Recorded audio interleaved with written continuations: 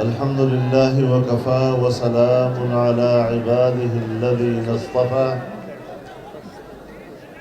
لا سيما على سيد الرسل وخاتم الأنبياء وعلى آله وصحبه ومن بهديه مهتدى أما بعد فأعوذ بالله من الشيطان الرجيم بسم الله الرحمن الرحيم يوم ندعو كل أناس بإمامهم فمن أوتي كتابه بيمينه فأولئك يقرؤون كتابهم ولا يظلمون فتيلا ومن كان في هذه أعمى فهو في الآخرة أعمى وأضل سبيلا صدق الله العظيم.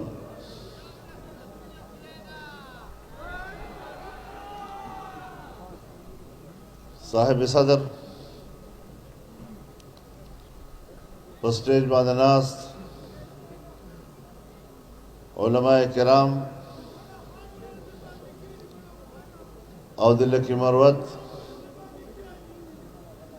ډېرو درنو مشرانو زما اخلاصمنو ملګرو مسلمانانو ورونو په دغه میدان چې ما ډېرې جلسې لیدلې دي خو دا نن اجتماع او په دغه اجتماع کې دا تاسو دومره دروند شرکت دا شرکت انشاءاللہ تاسو تاریخ به انشاءاللہ یاد لري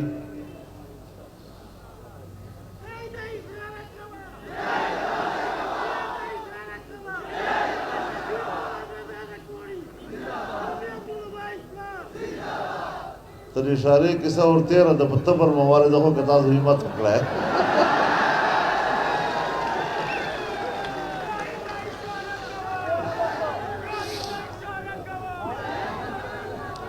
اٹھ تاریخ باندې به تماشا ګورو ان شاء الله.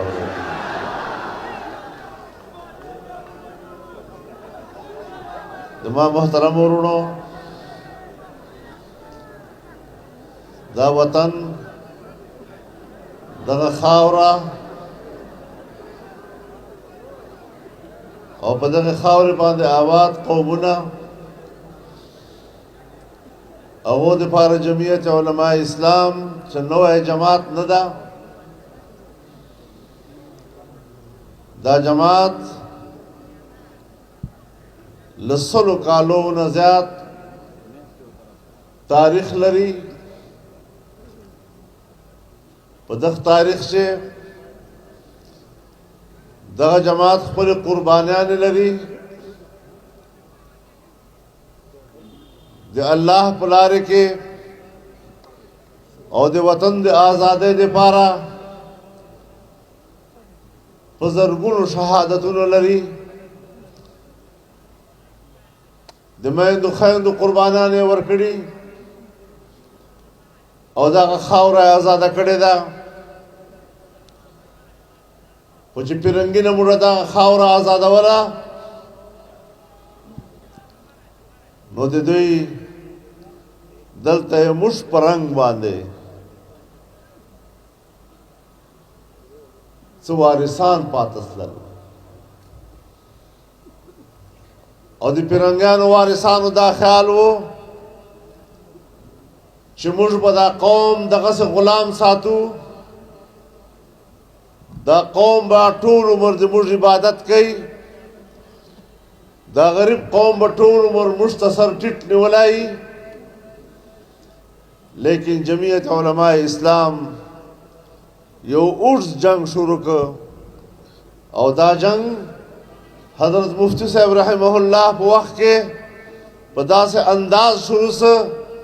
چې نن موږ هغه ورځ ولیدله چې دغو خلکو د پیرنګیانو وارثانو نه قوم آزاد سه او انشاءالله اوس په دې نه بعد دا قوم د دوی په غلامۍ کې نه راځي او نه به موږ دې ته دا حق ورکوو چې دا قوم د دوی بیا غلامان جوړ کړي. ورونو ازادي ډېر لوی قیمت لري. الله رب العزت فرمی فلاقتحم العقبة وما أدراك ما العقبة چې یو وار یو مسلمان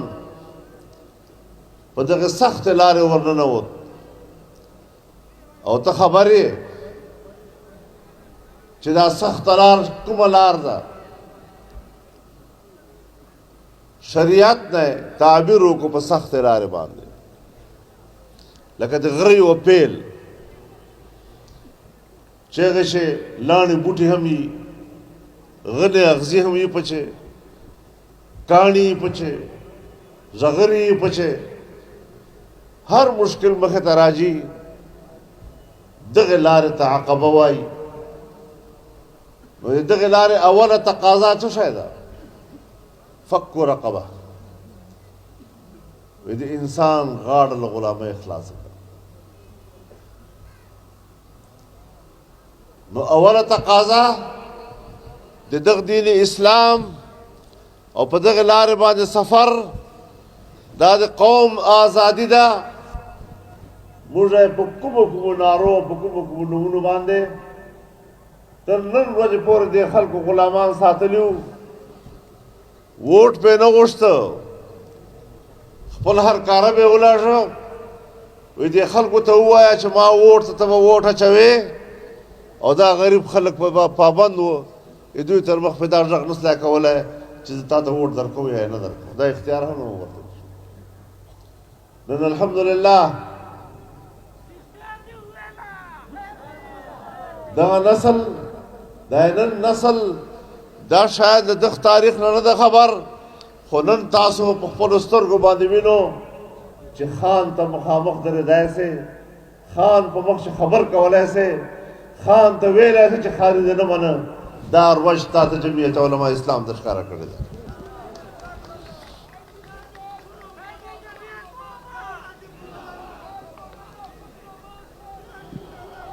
زما محترم ورونو دا یو تحریک ده. تحریک دا مثال لري د سمندر د لهرونو. سمندر لهرونه وي که ورو ورو رواني کله ورک سي بیا ښکاره سي خو ساحل ته خامخا رسېږي. دا په سمندر کې د غټې تیږې ویستل نه دي چې یو جړم مواد راشي او بیا هغه بعد ختم شي. دا تحریک روان ده په پاکستان چې 15 کاله موږ تېر کړل. دا چې لږ عمر نه ده چې کومو خلکو پاکستان جوړ کړی و. نن څلورمه 5مه پېړۍ روانه ده تر 4مه 5مه پېړۍ پورې موږ په دغه وطن کې لا تر اوسه پورې نه ازادي وموندله نه مو خوشحالي ولیده نه مو معاش ولیده نه مو اقتصاد ولیده نه مو روزګار ولیده. نن هم نظریاتي لحاظ سره قوم ولې وایي چې د ما د اسلام تنده نه ده ماته. 15 کالو چې د ما د نوي نسل د خپل دین تنده لا نه ده ماته سوې او بیا 15 کالو نه بعد نن ما روزګار ما نوجوان بے روزګاره ده هغه وایي ما روزګار فیصله بچو کوي ما مستقبل بچي زړو خو خپل وخت تیر که د ما مستقبل بچي د 50 کالو نه بعد هم ما خپل مستقبل نه مطمئنه نه کړلی د نن هم پریشانه ده چې د ما د روزګار زندگی به آینده د پاره څه شی. چې یو وارې په دغه ملک چې ازادي نشته، بیا په دغه ملک کې د اسلام مطالبه په دستور موجوده ده، د شریعت مطالبه موجوده ده، روزګار مسله ده. نن د اسلام بنیادی خبره چې فک رقبه د یو غلام غاړه آزادول، او اطعام فی یوم ذی مسغبه، او د لوږې په ورځې باندې چاته مړۍ ورکول چې خېټه ډکه سي، د معاش انتظام وسي، د روزګار انتظام وسي. او بیا هغه غریبه طبقه، مفلوک الحال طبقه چې خان ور پر ټوکې کوي، سرمایهدار ور پر ټوکې کوي، د جان غلام بولی، لیکن الله رب العزت په خپل کلام پاک کې دا احساس ور کوي چې ته به د مفلوک الحال طبقو هغه یتیم چې به د قرابتدار هم وي، خپلوال دې هم وي، او هغه مسکین او غریب چې جامه نه لري، په خټو خاورو باندې ککړ د زندگی تیری، الله رب العزت دغه ته اهمیت ورکوي چې په دغه نظر وساتئ. جمعیت علماء اسلام د دغه طبقې نمایندګي کړې ده، او دغه ظالمانو نه چې تا نه جامې ایستلې دي، ته په خاورو خټ کړی، تا یتیم ته چې کوم د لاس په سر باندې نه ده ورېښی. جمعیت علماء اسلام دغه مقصد پوره کړی ده، او انشاءالله سر ته به هم رسوي که خدای کولی.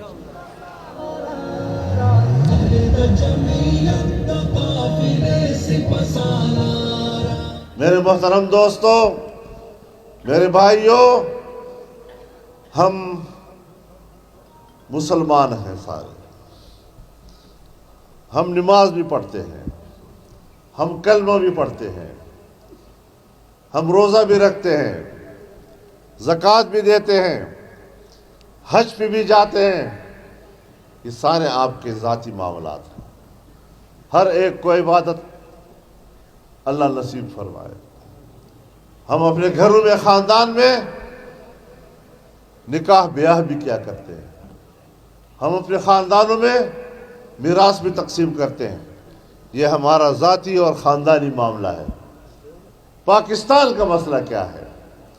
मुल्क का मसला क्या है, कौम का मसला क्या है, कुरान करीम की रूह से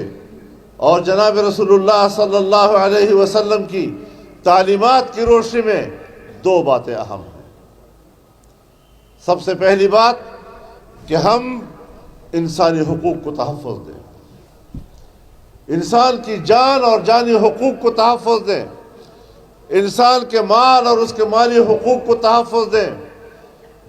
इंसान की इज़्ज़त और आबरू और उसके हुकूक को तहफ़्फ़ुज़ दें. सबसे पहली चीज़ अमन है. अमन तब आएगा जब आप हुकूक का तहफ़्फ़ुज़ करेंगे. और दूसरी बात कि मुल्क की मईशत ठीक करो, लोगों को रोज़गार मुहैया करो, भूख और अफलास को ख़त्म करो, महंगाई को ख़त्म करो. 75 साल के बाद आज अपने गिरबानों में झांको, सोचो ज़रा कि क्या आपके माहौल में अमन व अमान है, क्या हमारे माहौल में आज हमारी रोज़गार ठीक है, माश ठीक है. नंतापू वतन के अमन स्ता हर सड़ा च सबोर लकोर उजी फिक्रमंदी च मशाम बकोर तरो रस कबे न सराय. नंद पाकिस्तान मईशत कम जीता वरसे दो बच्चे ये वारी अमन नस्ता, ब्या द मुल्क माश खराब था, खल को रोज़गार नस्ता. तो अल्लाह रब्बुल इज़्ज़त वाज़ेह तौर पर फरमाने दी, ज़रबल्लाहु मसलन क़रियतन कानत आमिनतन मुतमइन्नतन यअतीहा रिज़्क़ुहा रग़दन मिन कुल्लि मकान फ़कफ़रत बिअनअमिल्लाह फ़अज़ाक़हा अल्लाहु लिबासल जूअ वल खौफ़ बिमा कानू यसनऊन. अल्लाह ताला दे अगे आबादे मिसाल वर कई चलता अमन हम वो इंसानी हुकूक महफूज वो, जान माल और इज़्ज़त और आबरू महफूज हुआ, और अमन सुकून वो, और जका चिद दो रोज़ी बा लहर तरफ न रसदा, माश डेर खुशहाल हो, कुछ कल खल को ناشکري وکړله او دغو نعمتو قدر یې نه وکړ بیا الله پاک دې دوه قسمه عذابو خوند ور وچا کړ یو لوږه او بل بدامني او خوف دا نن چې موږ باندې کوم حالات دي او کوم حالاتو سره موږ پاکستان چې مخامخ یو لږ کې په خپلو ګریوانو ته سوچ کوو چې دا په موږ باندې ولې راغلل تحریکونه په یوې ورځې سر ته نه رسېږي موږ خو یو وار یو سړی منبر کو او منبر اسمبلۍ ته لاړ شي د دې اسمبلۍ په طریقه کار باندې هم نه پوهېږي نوی نوی ورغلی درې څلور کاله خو په زده کړه چې تېر شي بیا تر اسمبلۍ ماتې شي بیا چې واپس راشي بیا خلک ګیلمني ما ته د سکیم نه وکړلی ما ته د نوکري نه کړله ما ته د دا کار نه وکړی ما ته د دا کار نه وکړلی خبره بنیادي دا ده چې ووټ او الیکشن بلدیات هم ووټ لري صوبایي اسمبلی هم ووټ لري قومي اسمبلی هم ووټ لري زه چې بلدیاتي الیکشن کوم ما ته هلته هم دغه مسله در پرېښئ چې ما زوی نوکر کا ما ته هلته هم دغه مسله در پرېښئ چې ما ته پرشر پمپ راکا ما ته هلته هم دغه مسله پرېښئ چې ما لاره پخه کا ما ته هلته هم دغه مسله پرېښئ چې دا مسله او هغه مسله او چې زه صوبایي اسمبلی ته ځم هم ما ته دغه مجلسونه در پرېښي چې زه قومي اسمبلی ته ځم ما سره په دغه خبره باندې خلک بحث کوي دغه لیول چې فرق هم لري او که نه لري ورونو دغه خبرې ته هم سوچ کوو چې په دغه پارلیمنټ چې د جمعیت علماء اسلام ډېر لږ ممبران لاړ شي یو زمانه وه چې موږ به دوه څلور کسان تر اتو کسانو پورې اسمبلۍ ته تلو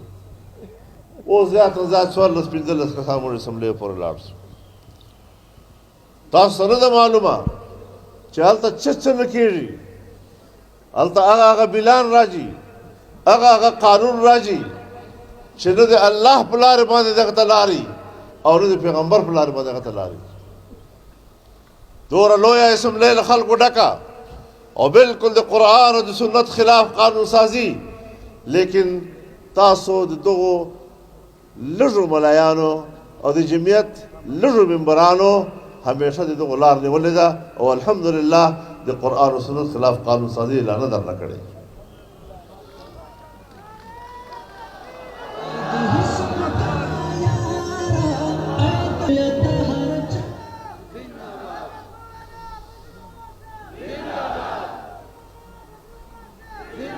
نو تاسو خپله سوچ وکړو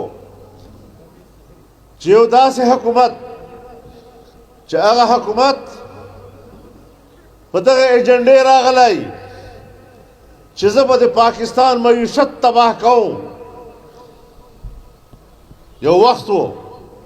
چې موږ پاکستان ته میګا پراجیکټ راوړل دا سی پیک دا د هغو میګا پراجیکټ برخه وه دې سره روزګار زیاتېږي دې سره تجارت زیاتېږي دې سره کاروبار زیاتېږي راتلونکو نسلونو لپاره موږ انتظام کوو خو یو حکومت راغی دا ټول شیونو باندې تاله ولګول پیسې بند کړې دا کومه سیپیک چې موږ په علاقې ته رسوې ده دغه پیسې وتلې وې کوم دا یې بند کړې اوس دا به نه وه نو په دغه ایجنډې راتلل او په دغه ایجنډې باندې حکومت کول چې زه به د پاکستان روزګار ختموم د خلکو روزګار به ختموم اعلان یې چې کړی و تر ووټو مخکې اعلان یې دا کړی و چې زه به 1 کروڑ نوکریګان خلکو ته ورکوم 1 کروڑ خو دې په کور پاته سي 10 نوکریان چا ته ورکړي دي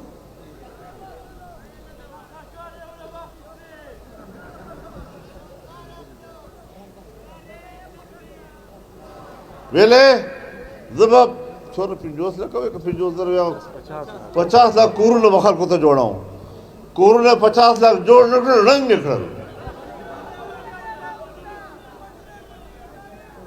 او بیا ملک دغه تر ورساو چې د ما ورونو هر کال بجټ پیښیږي چې پاکستان جوړ شوی ده هر کال بجټ پیش کیږي لیکن دا په تاریخ د پاکستان چې اول وار وصلل چې د موږ د پاکستان د سالانه بجټ د ترقۍ شرحه هغه زیرو نه لاندې لاړله کله کال کې ترقي کړي 1% کله کال کې ترقي کړي 2% موږ په وخت باندې 6% ته رسېدلې وه او دغه ترقي شرح د بنګلادیش هم وه دغه ترقي شرح د انډیا هم وه دغه ترقي شرح د چین هم وه دغه ترقي شرح د پاکستان هم وه لیکن پاکستان ترقي یې راوسته ته زیرو لاندې وغورځولی بیا دا خلک وایي چې موږ خلکو ته نوجوانانو ته ازادي ورکړو اوس په جیل کې پروت ده اوس وایي موږ مظلومان یو اوس وایي موږ مظلومان یو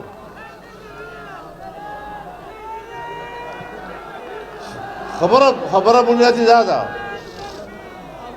په مجلس په لږ ځان سره پوه کوو بیا له هغې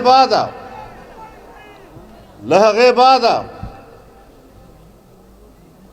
په دا مجلسونو باندې تاسو نه خبرئ نارې یو رنګه وئ نارې دا دي چې ریاست مدینه اوس که په ریاست مدینې پرېږده که په ریاست باندې دی پوهېږي مدینه خو لا لرې خبره ده په دا ریاست ټکي که دی پوهېږي چې دغه څه معنی کېږي بیا چا پوښتنه ورنه وکړله چې ریاست مدینه څه ته وایي وایي ریاست مدینه دې ته وایي چې قانون ته به ټول خلک برابر وي بیا به چې قانون چې په ده باندې کیس راغی بیا به عدالت ته لاړ چې نه نه نه دا نورو خلاف به کوې دا مجرمان دي ما پسې به قانون نه راوړي یعنې قانون به ما خلاف حرکت نه راځي اوس چې نن ده خلاف قانون په حرکت کې راغی اوس وایي زه مظلومه یم درواغجن مقدمات تر باندې دي څرنګه درواغجن مقدمات تر باندې تا خپلې پارټۍ خلک تا خلاف مدعیان دي چې تا له بار نه کومه پیسه راوړې وه هغه دې خوړلې ده او اسرائیل نه چوره پیسه راوړې ده د اسرائیل ایجنسۍ موساد نه چوره پیسه راوړې ده 29 लाख डॉलर نه زیات پیسې دته اسرائیل ورکړي دي د پارټۍ په فنډ باندې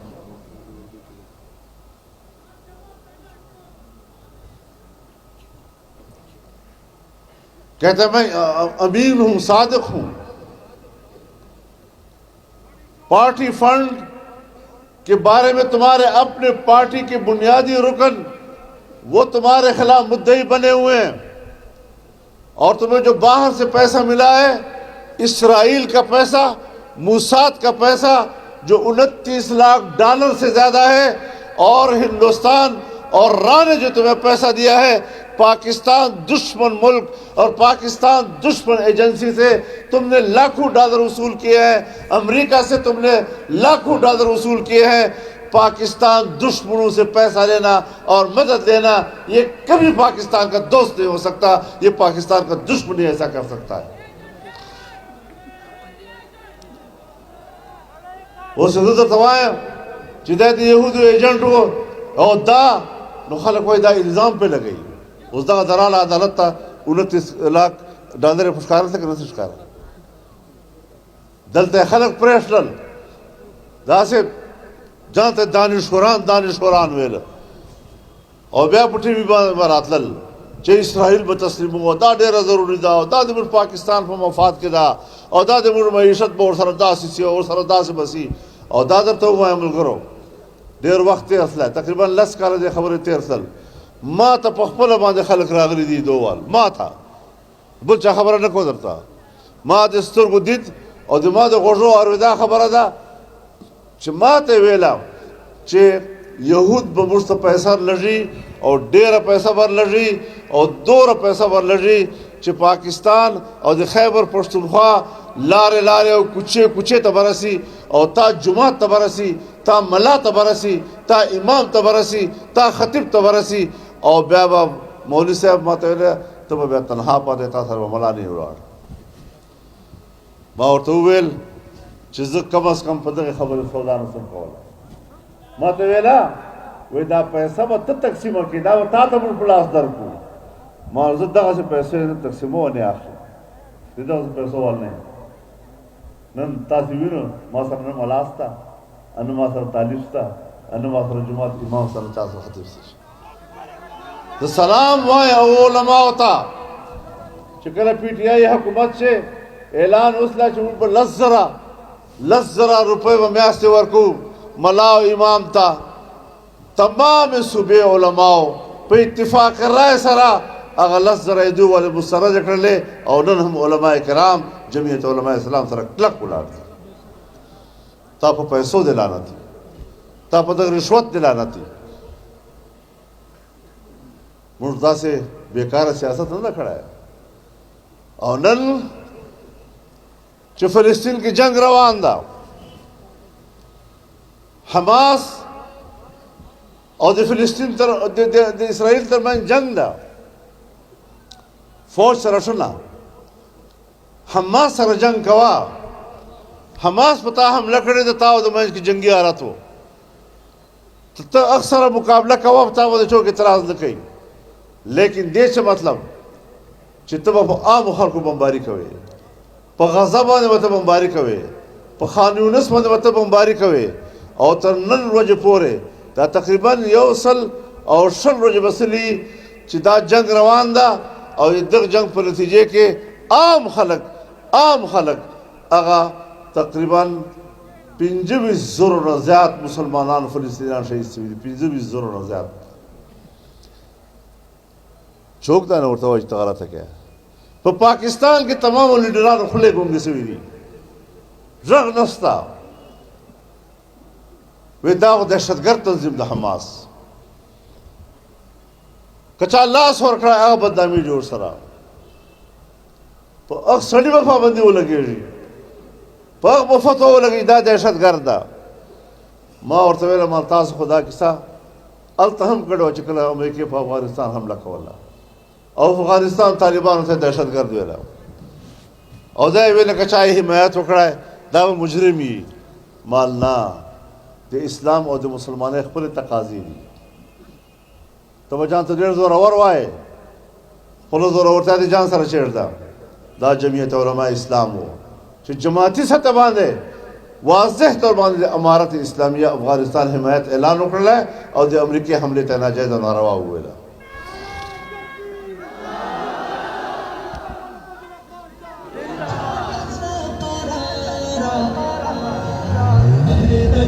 بیا اوس په فلسطین باندې حمله وسله تمام سیاسي لیډران غلي دي حکومتونه غلي دي الفاظ سره خبرات چې بعض خلک وکي پاکستان دغه هدف پورې چې حملې ته او دغه مرګونو ته غلط ویل دی هدف پورې ټیک موقف ورکړی نن حکومت لیکن په دې ډارېږي چې که حماس سره مچېر فوټو رالی بیا به موږ دهشتګرد ما ورته وویل چې امریکې وزیر خارجه آل امریکې راغی او تل ابیب چې ودرېده او په تل ابیب چې باقاعده د اسرائیل وزیر اعظم سره مخامخ خبره کوله او ورته ویل چې زه تاسو ته د امریکې وزیر خارجه په طور نه راغلی زه تاسو ته د یهودي په صورت کې راغلی او زه تاسو په څنګ کې ولاړ چې دا خبره دوی وکړله ما یوه دوره وه ترکي والا ما یې ترکي دوره کینسل کړله او لاړه قطر ته او د حماس قیادت سره مې ملاقات وکړلی او دا مې ورته وویله چې جمعیت علماء اسلام او پاکستانیان په دغه جنګ کې تاسو سره اوږه په اوږه ولاړ دي او زه تا ته یو فضل الرحمن په صورت کې نه راغلی زه د یو پاکستاني مجاهد په صورت کې تا سره په جنګ کې ولاړ یم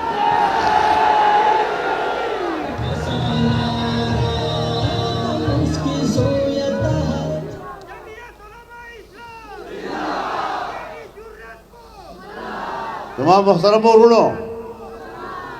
نبی علیہ الصلوۃ والسلام فرمی المسلم اخو المسلم لا یظلمه ولا یسلمه مسلمان دی مسلمان ورور دا نه خپل ظلم پې کوي او نه چا بل ظلم ته سپاري نبی علیہ الصلوۃ والسلام فرمی مثل المؤمنين في توادهم وتعاطفهم وتراحمهم كمثل جسد واحد إذا اشتكى عينه اشتكى كله وإذا اشتكى رأسه اشتكى كله. د مؤمنانو مثال یو بل سره په ملګرتیا چې یو بل باندې په مهربانۍ چې یو بل سره په دوستۍ چې داسې ده لکه یک یو جسم د یو جسم که په سترګې درد دي ټول بدن به بېقراره وي او که په سر درد دي ټول بدن بېقراره وي. دا څرنګه ایمان ده، دا څرنګه ورورولي ده، دا څرنګه مسلماني ده چې ما په خویندو باندې، ما په میندو باندې، ما په بچو باندې به بمباریانې کېږي او په 100 ورځو کې به 25,000 شهیدان کېږي او زه به په دغه محاذ باندې مصلحتونه په خولې باندې زه به غږ نه کوم. نه، په دغو حالاتو کې په ما باندې فرض دي چې زه به د فلسطین له مسلمان ورور سره په جنګ کې ولاړ او په ښکاره به ولاړ. نو زما وروڼو دا جرأت الله جمعیت علماء اسلام ته ورکړی ده، دا فضل الرحمن په وجه باندې نه ده، دا د ما د 1300 کالو تاریخ په نتیجه کې ده. موږ ته دا شیونه په میراث کې میلاو دي، له اکابرو نه میلاو دي. پیرنګیانو سره مو جنګ کړی ده، امریکایانو سره مو کړی ده، یهودیانو سره مو کړی ده او نن هم انشاءالله په دغه میدان کې ډېر مضبوط ولاړو کوو. بیا به دلته یو خان راشي په دغه ورځې به تاسو ټوپۍ په سر کړي، بیا به درته وایي تاسو ووټ حقداره ځئ. لږ خو دا ورته ووایه چې دا خلک چې په پاکستان کې د اسرائیل ایجنډا هغه ناکامۍ، پاکستان چې یهودو څنګ طرف ته روان و، موږ په کراچۍ کې ملي مارچ وکړلی او اعلان مو وکړ چې موږ به انشاءالله چاته دا اجازت نه کوو چې په پاکستان کې د اسرائیل د تسلیم کولو خبره وکړي او الحمدلله خولې مو وربند کړې. وچ میدان چې ورته ودرېدلو، حالانکه حکومت هم مجبوره کولی، حکومت دغې ته نږدې و چې اوس ویلي وای چې او موږ به اسرائیل منو، لیکن موږ دا ټوله ایجنډه ناکامه کړله. نو صاحبانو موږ چې دغه محاذ باندې جنګ کوو، لږ کې دغې پسې شاته دنیا وګورو، د خپل نظر لږ کې دا له پریشر پمپ نه چک کړو، لږ کې نوکریګانې به خدای درکړي، روزي الله سړي ته ورکړي، اسباب جوړ شي. ما نه به دا ګیله ته کولی سې، مولانا انور نه به ته دا ګیله کولی سې چې دا فنډ تا صحیح تقسیم کړی ده که غلط، خو دا نسې په پورولی چې د دې قوم یو پیسه خپل جان سره جیب کې کور ته وړي. نو چې کوم خلک نن اتاپ ووټ سر باندې، اتاپ ووټ باندې ارب پتیان جوړ تلل، خرب پتیان جوړ تلل، نواز شریف باندې مقدمه راغله چې پاناما کې چیرې یو آفشور کمپنۍ ده، دا یې جوړه کړې ده، دا یې په حساب کې نه ده راکړې، موږ ته ټیکسونه نه دي ادا کړي اغوال او نااهله کړله، حکومت یې وباسلی. لیکن نن چې موږ مقابلې کې د لکي مروت کوم خانان ولاړ دي، دو خو یوه آفشور کمپنۍ نه ده، دو خو 34 آفشور کمپنیانې دي، 34 باره دنیا چې دی به الیکشن کې ماته او 13 الیکشن ولې نه وکړی؟ 13 الیکشن ځکه نه وکړه چې حساب یې نه تلی ورکولی، حساب نه و ورسره. نو چې نواز شریف سره حساب نه وي نو هغه به حکومت ته باسي، او چې د دغو ایجنټانو سره حساب نه وي دا به د الیکشن کې دا به خلکو نه ووټ غواړي چې تاسو خان یې. بېدا خاني ما په 2013 چې هم ړنګه کړې ده او په 2018 چې مې هم ړنګه کړې ده او انشاءالله اوس بیا واره ده دې مرد بیا ړنګ وکړه خدای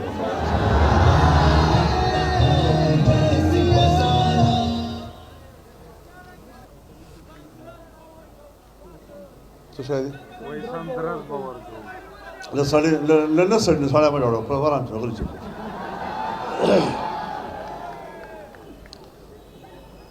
نو د ما محترمو جمعیت علماء اسلام جذبات ته خیال وکړو نظریات ته خیال وکړو مقاصد ته خیال وکړو او بیا د علاقې او د خلکو مسائل خلک له غریبۍ وباسه خلکو ته د روزګار مواقع ورکا قرن تنګي ډیم هغه افتتاح کې موږ بنیاد نواز شریف بوتله مروت کینال ابل درج ما ته به خود راغلی او تاسو مشران ور منور خاندو او هغه مسله په وزیر الله باندې موږ حل کړلی شي دا تاسو د کورمپار پل مسله وه الحمدلله هغه موږ حل کړلی شي یونیورسټۍ مسله وه هغه موږ حل کړې ده نو حکومتونو به ته کوې او تمام زندگی به یې کوې او خلک به دغې ته ناست دي چې ما ته به 50 روپۍ جیب ته نه راچوې کور په خپل